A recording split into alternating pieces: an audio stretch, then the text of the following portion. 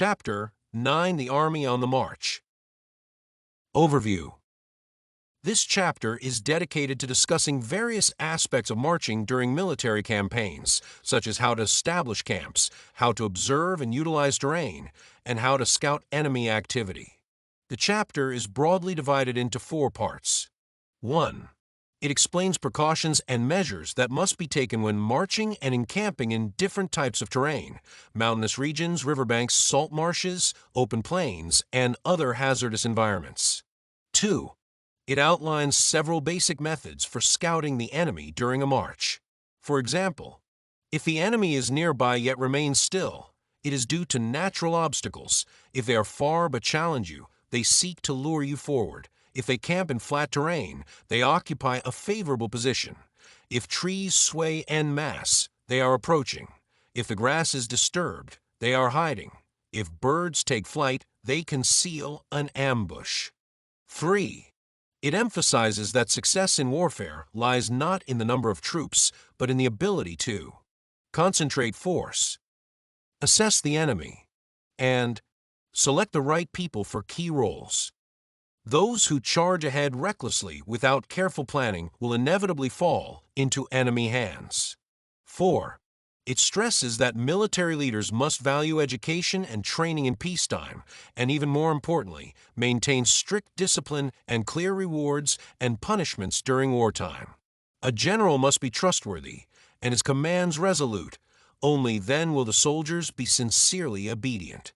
Sun Tzu also introduces the principle of governing with civility and aligning with discipline.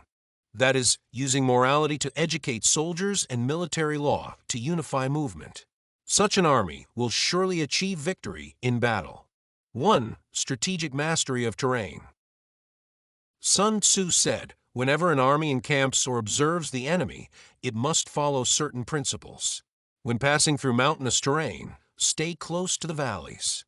When halting on high ground, ensure a broad view ahead. Never ascend to attack an enemy positioned uphill. This is the principle of mountain warfare. When crossing rivers, camp at a distance from banks. If the enemy is crossing to engage, do not attack when they first reach the bank. Instead, strike when half their force has crossed. That is the more advantageous moment. If battle is imminent, do not meet the enemy near the water's edge. Instead, face open ground with high terrain at your back, and never camp or form ranks in a low-lying area downstream from the enemy. These are the principles of river warfare. When moving through saline or marshy ground, pass through quickly without stopping. If you must engage the enemy in such terrain, position yourself near water and grass, with a forest behind you. This is the principle of marshland warfare. On flat plains, camp in open, level areas. Anchor your flanks on high ground and ensure the rear is elevated relative to the front. This is the principle of plains warfare. Mastering these 4 terrain strategies is what enabled the Yellow Emperor to defeat the other 4 sovereigns. Reflections. Sun Tzu here discusses the strategy for conducting military operations in riverine areas, proposing the principle of attacking when the enemy is halfway across. This means that when the enemy attempts to cross a river for battle, one should not engage them at the riverbank, but rather wait until they are halfway through the crossing to launch an attack, thereby annihilating the enemy in separate waves along the river's edge. Although this principle is framed in the context of river crossings, its essence applies to all forms of waterborne defensive operations. In modern amphibious warfare, especially when confronting a better-equipped enemy with inferior resources, it is crucial to adopt this strategy to seize the most advantageous moment and destroy the opponent effectively. 2. Choosing strategic terrain and timing for safe encampment and movement. Armies generally prefer to camp on high ground rather than in lowlands, and on sunny slopes rather than shady ones. They stay close to water and grass to ensure a steady supply, thus avoiding disease, a key factor in securing victory. When encountering hills or embankments, the sunny side should be occupied, with key flanks protected by the elevation. These are advantageous uses of terrain.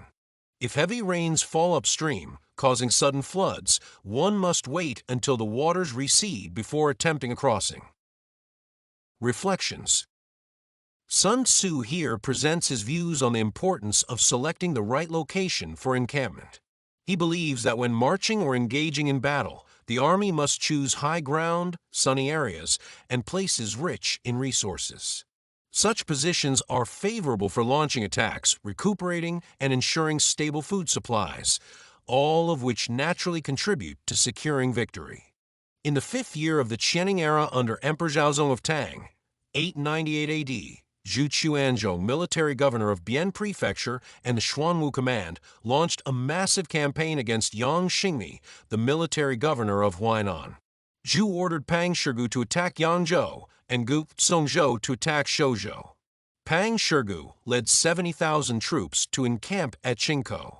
His subordinates advised that Qingkou was a low-lying area unsuitable for encampment, but Pang, confident in his large army, ignored their warnings. Yang Xingmi led his forces to Chuzhou to resist the invasion and ordered Zhu Jin to block and dam the Huai River, preparing to flood the Bian army. When scouts reported this to Pang Shirgu, he dismissed it as a rumor meant to cause panic and continued his plan. One day, Zhu Jin led 5,000 men disguised under Bian army flags and launched a surprise attack, catching Pang's forces completely off guard. Following this, Yang Xingmi broke the dam and released the floodwaters, killing and wounding countless enemy troops. He then personally led a major assault, annihilating Pang Shirgu's army by the Huai River. Gu Songzhou had no choice but to retreat. Yang Xingmi pursued the fleeing forces and dealt Zhu Quanzhong's army a devastating defeat. 3. Mastering the terrain. How to read the land and enemy movements in warfare. Armies generally prefer to camp on high ground rather than in lowlands, and on sunny slopes rather than shady ones. They stay close to water and grass to ensure a steady supply, thus avoiding disease, a key factor in securing victory. When encountering hills or embankments, the sunny side should be occupied, with key flanks protected by the elevation. These are advantageous uses of terrain. If heavy rains fall upstream, causing sudden floods, one must wait until the waters recede before attempting a crossing. Whenever encountering one of the 6 perilous terrains, dead ravines, natural pits, prisons, snares, traps, and cracks, troops must immediately withdraw and avoid close contact. We should stay far from them, forcing the enemy to approach. We should face them directly, leaving the enemy to turn their backs. When marching, if encountering steep paths, marshes, reeds, forests, or dense plants, one must search them thoroughly and cautiously, as these are ideal places for enemy ambushes or scouts. When the enemy is near but makes no move, it is because they rely on the advantage of a defensible position. When the enemy is far yet provokes a challenge, it is an attempt to lure us forward. If the ground they occupy is flat and open, they are holding favorable terrain.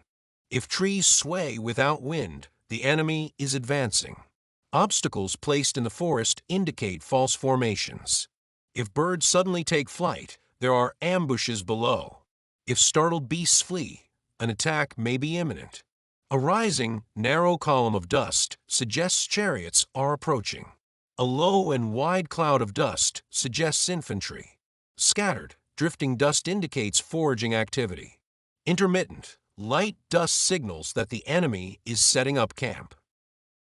Reflections. When marching and engaging in battle, if the terrain is narrow, restrictive, and difficult both to advance and retreat, the army must leave immediately. Otherwise, it could lead to troop losses, the fall of commanders, and the complete annihilation of the army. Here, Sun Tzu emphasizes the principle of valuing geographical advantage, arguing that when selecting a location, one must carefully weigh its pros and cons. According to Romance of the Three Kingdoms, in order to pacify the southern regions, Zhuge Liang adopted a strategy of winning hearts over brute force, repeatedly capturing and releasing the southern chieftain Meng Huo. After 6 battles and 6 captures, Zhuge Liang released Meng Huo for the 6th time. Upon returning, Meng sought reinforcements from the king of the Wuge kingdom, who sent 30,000 rattan-armored soldiers to confront Zhuge Liang.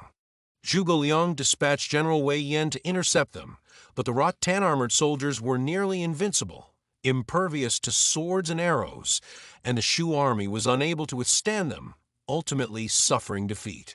To counter this, Zhuge Liang personally surveyed the terrain and soon discovered a valley shaped like a coiled serpent, with steep cliffs on both sides and no trees or vegetation, only a wide path through the middle. Upon learning from a guide that the place was called Coiled Serpent Valley, Zhuge Liang was overjoyed. He returned to camp and ordered Ma Dai to prepare carts filled with black oil and bamboo poles to be placed at both ends of the valley. Zhao Yun was assigned to guard the entrance with other materials for the trap. Finally, he ordered Wei Yan to continue battling the rattan-armored troops, intentionally losing 15 battles over 2 weeks and abandoning 7 camps to lure the enemy into the valley. The generals all followed their orders. After Wei Yan's 15 defeats, he challenged the enemy once more. Wu Tegu, the enemy general, again easily defeated him, and Wei Yan retreated through the Coiled Serpent Valley. Wu Tegu pursued him into the gorge, where he spotted the black oil carts and mistook them for Shu grain carts, entering the valley confidently to seize supplies. But as he approached, the carts burst into flames, the exit was blocked by firewood, and just as he panicked and tried to flee, torches were hurled from both sides of the valley, igniting gunpowder on the ground in massive explosions. Realizing too late that he had fallen into a trap, the 30,000 rattan-armored soldiers tried desperately to break free, but were all burned alive. Meng was once again captured alive by Zhuge Liang. The rattan-armored troops, due to their failure to assess the treacherous terrain, recklessly entered the valley, leading to a devastating and total defeat, a profoundly painful lesson. 4. Reading the enemy, signs, signals, and strategies in pre-battle behavior. If enemy envoys speak humbly while preparing for battle, they are planning an attack. If their words are bold and they prepare to march, they are retreating. If their troops move forward and their chariots flank them, they are forming battle lines. If they seek negotiation without suffering defeat, they harbor hidden intentions. If soldiers rush to arrange war wagons, they intend to fight. If their movement is hesitant, they aim to lure our forces. When enemy soldiers lean on their weapons while standing, it is a sign of hunger. When they draw water and drink before offering it to others, they are thirsty. When they see profit yet do not advance, they are fatigued. If birds gather atop their camps, the camps are deserted. Cries of alarm at night show panic. Disorder in the army indicates that the general lacks authority. If flags are disorganized and flutter inconsistently, the troops are already in disarray. If officers become easily angered, it shows fatigue. Feeding grain to horses, slaughtering draft animals for meat, and packing cooking utensils without returning to camp all indicate an intent to break through or flee. Soft-spoken, rambling conversations suggest the loss of support from subordinates. Frequent rewards signal desperation. Frequent punishments signal distress.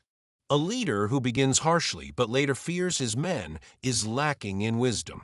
If the enemy sends gifts and offers apologies, they seek a temporary truce. If the enemy approaches aggressively but does not engage in battle and refuses to retreat, one must observe them carefully to uncover their true intentions. Reflections. This refers to deceptive tactics the enemy may use when planning an attack. Our side must heighten vigilance and never fall for them. A smile may be on the face, but a blade is hidden beneath. Retreat may be a facade, while attack is the true intent. In commanding operations, one must have sharp insight and not be misled by appearances, lest one fall into a trap and make critical mistakes. In 615 BCE, the state of Qin launched an attack on the state of Jin. Jin dispatched Zhao Dun to lead the army to Heku, modern-day Yongji in Shaanxi province, to confront them. Aware that Qin's troops had ventured far from home and could not sustain a long campaign, The Jin army adopted the strategy of fortifying camp and waiting for the enemy to retreat before launching an attack. This sound strategy left the Qin army unable to secure a swift victory. As the campaign dragged on and the Qin troops grew weary, they decided to withdraw. To cover up their intent to retreat, the Qin army sent envoys to the Jin side, using aggressive language to propose a decisive battle the next day. One deputy general of Jin noticed from the envoy's eyes and tone that the Qin army was planning a withdrawal. He advised striking while they were retreating, but his suggestion was not accepted. As a result, the Qin army managed to retreat safely that night. This is a successful case of the Qin army applying Sun Tzu's principle. If their speech is forceful and they seem to advance, they may actually be planning to retreat. 5. Discipline over numbers, the foundation of a victorious army. In warfare, more soldiers do not necessarily mean greater strength. What matters is not acting recklessly, but concentrating power, accurately assessing the enemy, and defeating them. Those who act impulsively and underestimate the enemy without careful thought are bound to be captured. Reflections.